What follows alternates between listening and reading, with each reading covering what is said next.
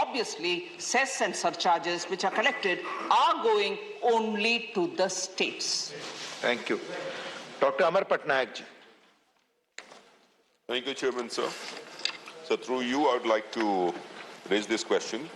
The GST compensation for 21-22 in respect of Orissa is about 1,167.50 crores.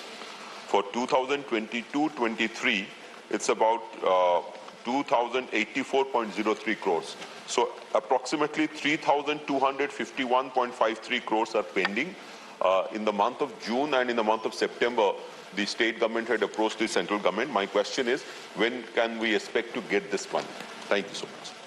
Thank you. माननीय अध्यक्ष जी, मैंने पहले ही कहा कि भारत सरकार कहीं न कहीं सभी राज्यों का 5 साल तक कंपनसेशन देने के लिए तत्पर है और कहीं न कहीं जो भी बहुत से प्रदेशों से एजी रिपोर्ट नहीं आई है, इसलिए फाइनल हिसाब नहीं हुआ है। जिन भी राज्यों से एजी रिपोर्ट आ रहा है उसका हिसाब चुकता कर दिया जाए। माननीय सुशील मोदी जी। माननीय उपसभापति महोदय, आपके माध्यम से मैं माननीय मंत्री से जानना चाहता हूं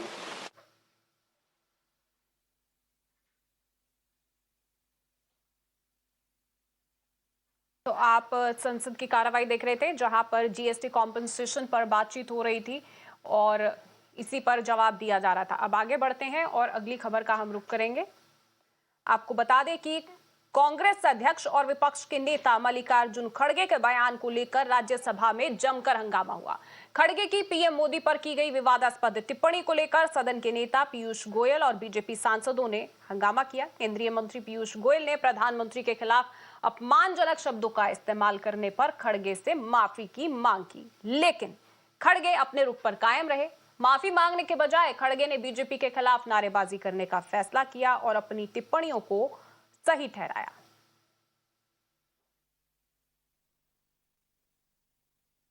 खड़गे जी ने अभद्र भाषा का प्रयोग किया। जिस प्रकार से खड़गे जी ने पूरी तरीके से बेबुनियाद बातें रखी, असत्य को देश के सामने रखने की कोशिश की, मैं उसकी घोर निंदा करता हूं और उनसे माफी की मांग करता हूं। उन्होंने माफी मांगनी चाहिए, भारतीय जनता पार्टी से माफी मांगनी चाहिए, सदन से जिसके अधिकांश मेंबर भारतीय जनता पार्टी के, उन्होंने माफी मांगनी चाहिए भारतीय जनता पार्टी से और उन्होंने माफी मांगनी चाहिए इस देश की जनता से। जो आजादी के वक्त माफी मांगने वाले लोग और जो आजादी के लिए जो लड़े हैं उनको पूछ रहे हैं आप माफी मांगो।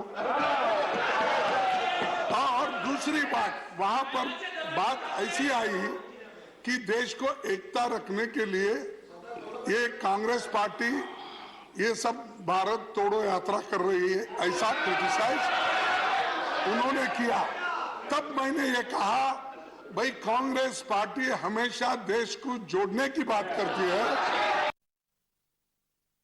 This kind of abusive, very degraded language is very uncalled for, very unfortunate, and that is how politicians become a subject of ridiculing and criticism for the.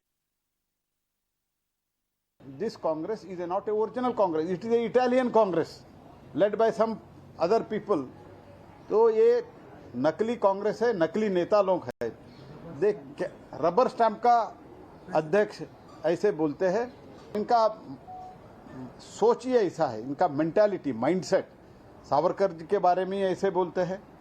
जैसे आप देखे होंगे कांग्रेस का एक नेता स्मृति ईरानी जी के बारे में क्या अभद्र भाषा प्रयोग किया। What sort of language it is. And Congress, if at all it has some sense, तो राहुल गांधी को कुछ सेंस है, उनके से कुछ नहीं एक्सपेक्ट करते हैं। कम से कम जो खड़गे जी है, 10 he is in the house from last 10 times, 10 terms. At least he should have some. I was thinking that he has some sense, that is some common sense, but he also doesn't have. That is proven today. I strongly condemn this statement. और इसी पर ज्यादा जानकारी के लिए मेरे सहयोगी माधव इस वक्त मेरे साथ जुड़ चुके हैं। माधव, अगर देखा जाए मल्लिकार्जुन खड़गे इतनी बात पर अड़े हुए हैं और यहाँ तक कि अगर देखा जाए बीजेपी लगातार मांग कर रही है कि खड़गे को माफी मांग लेनी चाहिए। सदन में भरपूर हंगामा इस बात को देखने को मिला, लेकिन कांग्रेस लगता है अपने स्टैंड पर कायम है, वो बदलने वाली नहीं।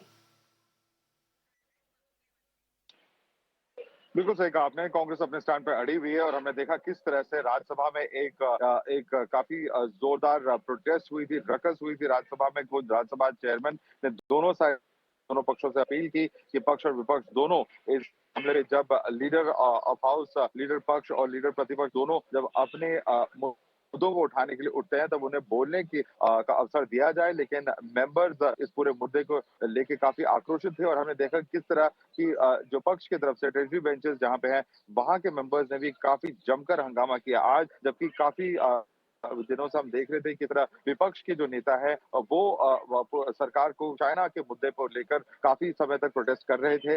आज हमने देखा कि तरह सत्ता पक्ष के लोगों ने, मेंबर्स ने हाउस के अंदर, राज्यसभा के अंदर इस पूरे मुद्दे और मल्लिकार्जुन खड़गे के बयान को लेकर जिस तरह से वहां पर प्रोटेस्ट की। साथ ही साथ जो बहुत महत्वपूर्ण बात है वो ये है कि मल्लिकार्जुन खड़गे बात पे अडिग है। उनका कहना है कि उन्होंने केवल एक हाउस के बाहर अलवर की एक सभा में उन्होंने ये कहा कि आजादी की लड़ाई में कांग्रेस का क्या योगदान था, और ये सवाल उठाया कि इस पूरे मामले में बीजेपी का क्या योगदान था। साथ ही साथ ये कहा कि इंदिरा गांधी और राजीव गांधी दो प्रधान देश के लिए शहीद हुए थे, बीजेपी की ओर से ऐसा क्या हुआ है, ये उनका सवाल था, जिसपे फिर आक्रोशित हुए थे। पीयूष गोयल ने फिर जवाब देते हुए ये कहा कि कांग्रेस को ये भी स्पष्ट कर देना चाहिए कि जम्मू कश्मीर में कांग्रेस का क्या योगदान था, साथ ही साथ चाइना को कितनी जमीन दी थी। ऐसे कई सवाल सत्ता पक्ष की ओर से उठाए गए और साथ ही साथ कहा कि मल्लिकार्जुन खड़गे को न सिर्फ इस सदन से लेकिन देश की जनता से माफी मांगनी चाहिए, क्योंकि बीजेपी की सरकार जो चुनकर आई है देश की जनता से चुनकर आई है, और अगर कांग्रेस पार्टी को रिजेक्ट किया है तो इस पर मल्लिकार्जुन खड़गे हो सकते हैं कि उनको उससे प्रॉब्लम हो, लेकिन इस तरह के बयान देना कहीं भी उचित नहीं है। तो इस पूरे मामले पर लड़ाई अभी जारी है। ये देखना बाकी है कि कांग्रेस आने वाले दिनों में इस मुद्दे पर क्या कहती है, और एक पॉलिटिकल पॉइंट जो मल्लिकार्जुन खड़गे ने अपने बयान में दिया है उसपे या तो पीछे हटती है या फिर सदन में इस तरह का गतिरोध देखते रहेंगे। जी बिल्कुल। तो मल्लिकार्जुन खड़गे तो अपने बयान पर फिलहाल के लिए कायम है, लेकिन क्या कांग्रेस अपने बयान से पीछे हटेगी, क्या माफी मांगेगी? क्योंकि बीजेपी लगातार माफी मांग रही है, मल्लिकार्जुन खड़गे को बोल रही हैं कि वो माफी मांगे, और लेकिन ऑपोजिशन लगातार यही कह रही है कि असल मुद्दों से भटक गए हैं, उन मुद्दों को नहीं उठाया जा रहा है सदन में। बहुत बहुत शुक्रिया माधव आपका इस तमाम जानकारी के लिए।